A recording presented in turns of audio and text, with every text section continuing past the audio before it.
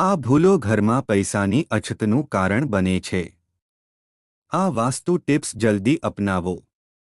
નમસ્તે મિત્રો, જો તમે એવા લોકોમાંથી એક છો જે જીવનમાં પૈસા કમાવવા માટે ખૂબ જ મહેનત કરે છે, પરંતુ આ બધું હોવા છતાં તમે જીવનમાં સફળતા મેળવી શકતા નથી, તો આ વિડિયો એકવાર સંપૂર્ણ જોવાથી તમારું નસીબ બદલાઈ શકે છે, કારણ કે આ વિડિયોમાં કેટલીક એવી બાબતો કહેવામાં આવી છે જે આપણે આપણા રોજિંદા જીવનમાં કરીએ છીએ, જેના કારણે આપણા ઘરમાં હંમેશા પૈસાની અછત રહે છે. ચાલો જાણીએ કે શું તમે પણ વાસ્તુની આ ભૂલો કરી રહ્યા છો. જો તમે ઘરમાં વાસ્તુ સંબંધિત કેટલીક ભૂલો કરી રહ્યા છો, તો તે તમને ઘણી મુશ્કેલીનું કારણ બની શકે છે. તમે દેવામાં ડૂબી શકો છો અને ઘરમાં ગરીબી આવી શકે છે. તેથી તમારે તરત જ નીચે આપેલા વાસ્તુ ટિપ્સ અપનાવવા જોઈએ. નંબર 1. ઘરમાં વસ્તુઓ વ્યવસ્થિત રાખો. જો તમે તમારા કપડાં, ચંપલ, જૂતા વગેરે ઘરમાં વ્યવસ્થિત રાખ્યા વિના અહીં અને ત્યાં ફેંકી દો છો, તો તે ખૂબ જ ખોટું છે, કારણ કે આમ કરવાથી માં લક્ષ્મી ખૂબ ગુસ્સે થાય છે, જેના કારણે તમારા ઘરમાં પૈસાની અછત થઈ શકે છે. નંબર 2. તૂટેલા ચિત્રો ઘરમાં ન રાખવા જોઈએ. તમે એ પણ સાંભળ્યું હશે કે ઘરમાં તૂટેલા ચિત્રો ન રાખવા જોઈએ, કારણ કે તેનાથી પારિવારિક સંબંધોમાં ખટાશ આવે છે, જેના કારણે વિવાદ થાય છે. તેથી જો તમારા ઘરમાં તૂટેલા ચિત્રો હોય, તો તેને તાત્કાલિક દૂર કરો. નંબર 3. ઘરના મુખ્ય દરવાજા પર અંધારું. જો તમારા ઘરના મુખ્ય દરવાજા પર અંધારું હોય, તો તે ખૂબ જ અશુભ છે.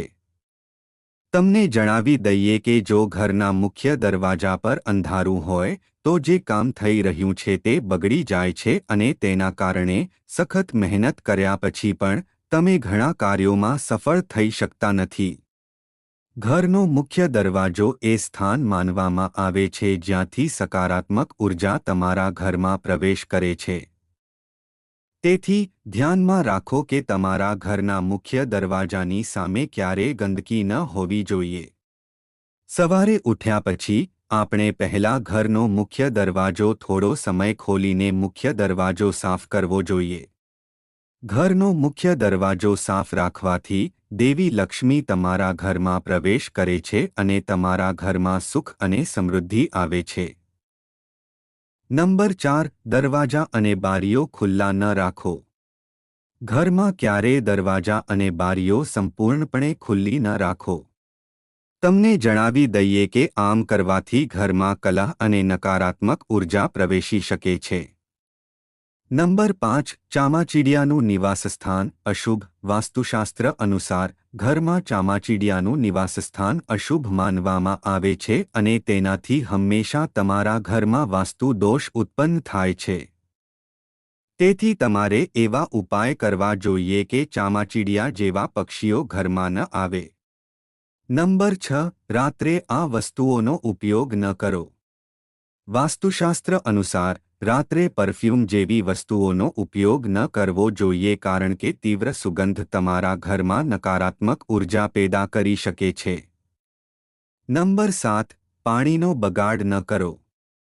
ઘણા લોકોને નળ ખુલ્લો છોડીને પાણી વહેવા દેવાની આદત હોય છે. તમને જણાવી દઈએ કે વાસ્તુશાસ્ત્ર અનુસાર આ અશુભ છે. આના કારણે તમને સ્વાસ્થ્ય સંબંધિત સમસ્યાઓનો સામનો કરવો પડી શકે છે અને તમે માનસિક રીતે પણ નબળા પડી શકો છો. વાસ્તુ અનુસાર જો ઘરમાં પાણીનો પ્રવાહ દક્ષિણ દિશા તરફ હોય, તો પૈસા ક્યારેય ઘરમાં રહેતા નથી. આના કારણે કરેલું કામ બગડે છે અને પૈસાનું નુકસાન થાય છે. પાણી બહાર નીકળવા માટે ઉત્તર દિશા શ્રેષ્ઠ માનવામાં આવે છે. આ દિશામાં વહેતું પાણી ધન અને માનસન્માનમાં વધારો કરે છે અને તમારા કામમાં ક્યારે કોઈ મુશ્કેલી પડતી નથી. ઘણીવાર એવું જોવા મળે છે કે કેટલાક લોકોના ઘરમાં નળ ટપકતો રહે છે. હકીકતમાં તે સારું માનવામાં આવતું નથી. નળ ટપકવાથી તમારા ઘરમાં પૈસાનું નુકસાન થાય છે. તે દર્શાવે છે કે જો તમારા ઘરમાં કોઈ નળ બગડે છે તો તેને તાત્કાલિક રિપેર કરાવો. વાસ્તુમાં ટપકતા નળને ખૂબ જ અશુભ માનવામાં આવે છે. તમારા ઘરમાં જેટલું વધુ પાણી બગાડવામાં આવશે તેટલું વધુ પૈસાનું નુકસાન થશે તેવું માનવામાં આવે છે. નંબર 8. દરવાજાની સામે ચૂલો ન હોવો જોઈએ. વાસ્તુશાસ્ત્ર અનુસાર તમારા ઘરમાં રસોડાના દરવાજાનો દરવાજો એવી દિશામાં ન હોવો જોઈએ કે ચૂલો દરવાજાની સામે રાખ્યો હોય. આ અશુભ માનવામાં આવે છે. નંબર 9. તેને અહીં ન રાખો. દરેક વસ્તુની જેમ ડસ્ટબિન ઘરમાં રાખવાની દિશા પણ વાસ્તુશાસ્ત્ર અનુસાર નક્કી કરવામાં આવે છે. તમને જણાવી દઈએ કે ડસ્ટબિન ઘરમાં ક્યાંય ન રાખવો જોઈએ. જો તમે તેને ઘરની બહાર કે પ્રવેશદ્વાર પર રાખો છો તો માં લક્ષ્મી તમારાથી નારાજ થાય છે અને આર્થિક સ્થિતિ બગડી શકે છે. નંબર 10. રસોડું આવું ન હોવું જોઈએ. વાસ્તુશાસ્ત્ર અનુસાર વાસણો હંમેશા ગેસ કે ચૂલા પર રાખવા શુભ માનવામાં આવતું નથી. પૂજા ખંડ પછી રસોડાને સૌથી પવિત્ર માનવામાં આવે છે કારણ કે તેમાં ઘણા દેવી દેવતાઓ રહે છે, તેથી વાસણો હંમેશા ગેસ પર ન રાખવા જોઈએ. ઉપરાંત ઘણા લોકો રસોડામાં દવાઓ રાખે છે, જે અયોગ્ય છે. આના કારણે ઘરમાં કોઈને કોઈ બીમાર રહે છે અને આવકના સ્ત્રોત સમાપ્ત થવા લાગે છે. નંબર 11. આ વસ્તુ મુખ્ય દરવાજાની સામે ન હોવી જોઈએ. જો તમારા ઘરની સામે કોઈ ઝાડ, વીજળીનો થાંભલો કે મોટો પથ્થર હોય તો તે તમારા પરિવારના સભ્યોના સ્વાસ્થ્ય પર નકારાત્મક અસર કરે છે. ઉપરાંત દુશ્મનો વધે છે અને તમને વ્યવસાય અને વેપારમાં નુકસાનનો સામનો કરવો પડી શકે છે. આ ઉપરાંત પરિવારમાં મતભેદો થાય છે અને આવક બગડવા લાગે છે. નંબર 12. ઘરમાં બંધ ઘડિયાળ ન રાખો. ઘણા લોકો એવા છે જે પોતાના ઘરની સામે ઘડિયાળ રાખે છે. તમને જણાવી દઈએ કે વાસ્તુશાસ્ત્ર અનુસાર આ ખૂબ જ અશુભ છે અને તમને ઘણું આર્થિક નુકસાન થઈ શકે છે. વાસ્તુશાસ્ત્ર અનુસાર બંધ દિવાલ ઘડિયાળ તાત્કાલિક દૂર કરવી જોઈએ, નહીં તો તે તમારા નસીબને પણ તાળું મારી શકે છે. તેવી જ રીતે ઘરમાં તૂટેલી કે બંધ ઘડિયાળ ન રાખવી જોઈએ, તેની તમારી આવક પર પણ ખરાબ અસર પડે છે. નંબર 13. સાંજે પૈસા ઉધાર આપવા. જો કોઈ સાંજે તમારી પાસેથી પૈસા ઉધાર લેવા આવે છે તો તેને બિલકુલ ન આપો. બીજાને મદદ કરવી સારી વાત છે, પરંતુ વહેલી સવારે કે સાંજના સમયે ભૂલથી પણ કોઈને પૈસા ઉધાર ન આપો. આમ કરવાથી દેવી લક્ષ્મી તમારાથી નારાજ થઈ જાય છે અને તમારા ઘર છોડીને જાય છે. સાંજે કોઈને પૈસા ઉધાર ન આપો. નંબર 14. ઘરમાં દેવી દેવતાઓની તૂટેલી મૂર્તિઓ રાખવી. કેટલાક લોકો એવું કામ કરે છે કે પૂજા સ્થાનમાં મૂર્તિ તૂટી જાય છે અને છતાં પણ તે મૂર્તિની પૂજા કરતા રહે છે. આ બિલકુલ યોગ્ય નથી. વાસ્તુમાં આવું કરવું ખોટું માનવામાં આવે છે. ઘરમાં દેવી દેવતાઓની તૂટેલી મૂર્તિઓ ન રાખવી જોઈએ. જો તમારા ઘરમાં કોઈ તૂટેલી મૂર્તિ હોય તો તે વહેતા પાણીમાં પ્રવાહિત કરો. આમ કરવાથી મૂર્તિનો દોષ દૂર થાય છે. નંબર 15. તિજોરી કે કબાટ દક્ષિણ દિશા તરફ રાખવો. આપણે ભૂલથી પણ દક્ષિણ દિશા તરફ તિજોરી કે પૈસાના કબાટ ન રાખવા જોઈએ. હકીકતમાં દક્ષિણ દિશા તરફ રાખેલા કબાટ સારા માનવામાં આવતા નથી. એવું માનવામાં આવે છે કે આ દિશામાં તિજોરી રાખવાથી તે હંમેશા ખાલી રહે છે અને તેમાં ક્યારેય પૈસા નથી રહેતા. જો તમે ઈચ્છો તો તમે કબાટને દક્ષિણ દિશામાં એવી રીતે રાખી શકો છો કે તેને ખોલતી વખતે તેનો ચહેરો ઉત્તર તરફ હોવો જોઈએ. આ રીતે રાખેલ કબાટ સૌથી શુભ માનવામાં આવે છે. નંબર 16. ઘરમાં કરોળિયાનું જાળું. જો તમારા ઘરમાં ક્યાંય કરોળિયાનું જાળું હોય તો તેને તાત્કાલિક દૂર કરો.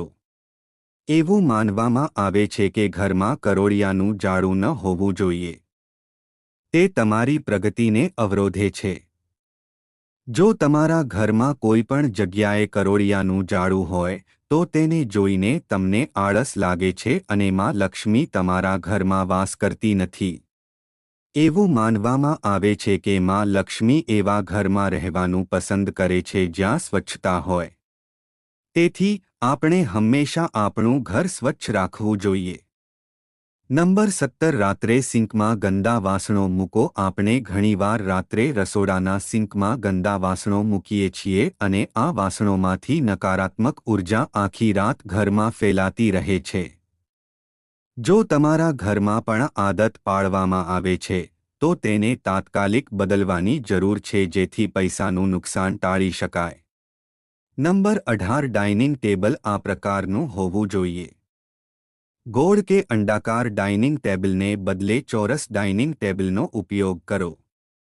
વાસ્તુશાસ્ત્ર અનુસાર જે ઘર ગંદુ હોય છે તેને ન તો દેવી લક્ષ્મીનો આશીર્વાદ મળે છે અને ન તો સંપત્તિમાં વધારો થાય છે. તેથી વ્યક્તિએ હંમેશા પોતાના ઘરને સ્વચ્છ રાખવું જોઈએ.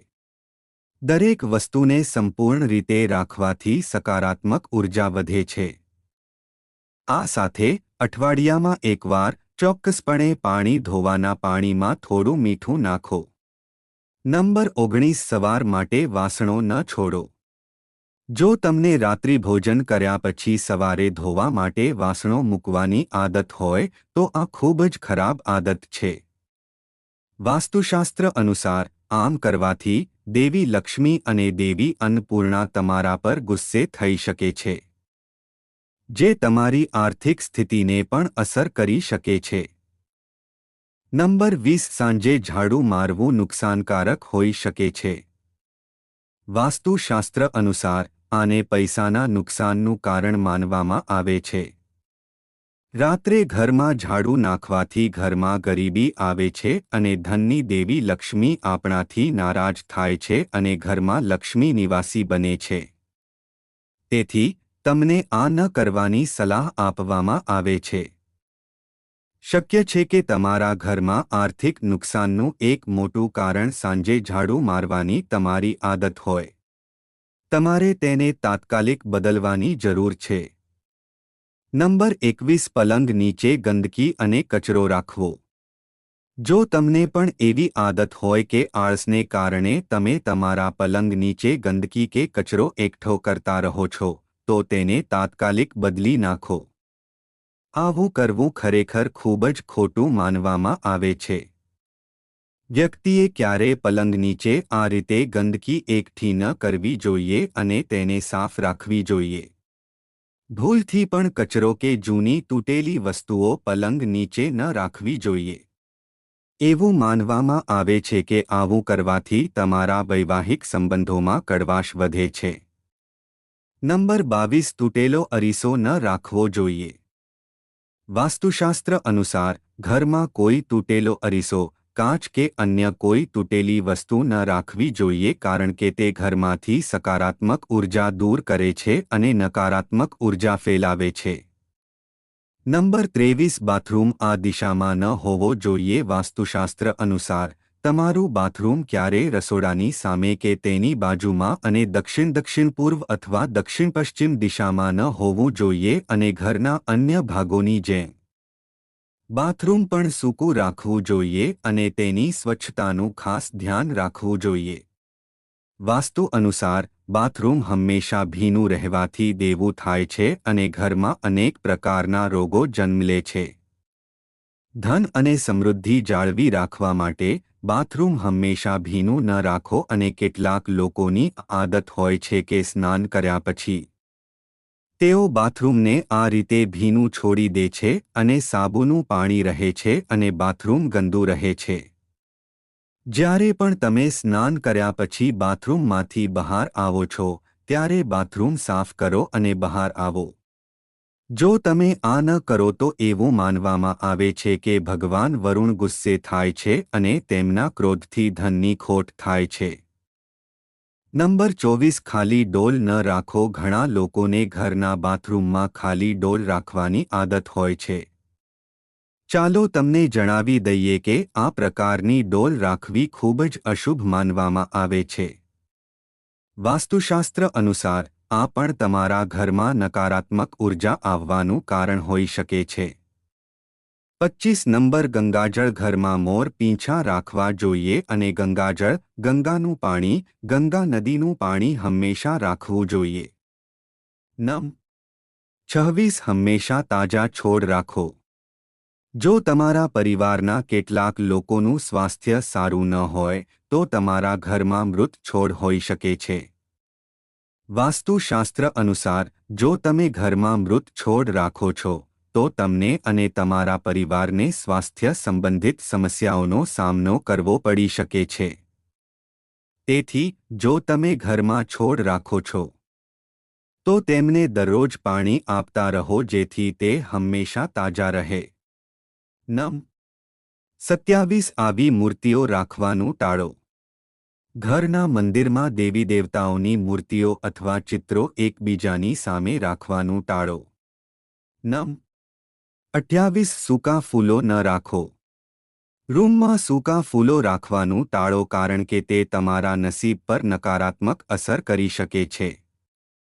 અને વાસ્તુશાસ્ત્ર અનુસાર સૂકા છોડ પણ ઘરમાં ન રાખવા જોઈએ કારણ કે આના કારણે ઘરનું સ્વસ્થ વાતાવરણ બગડે છે.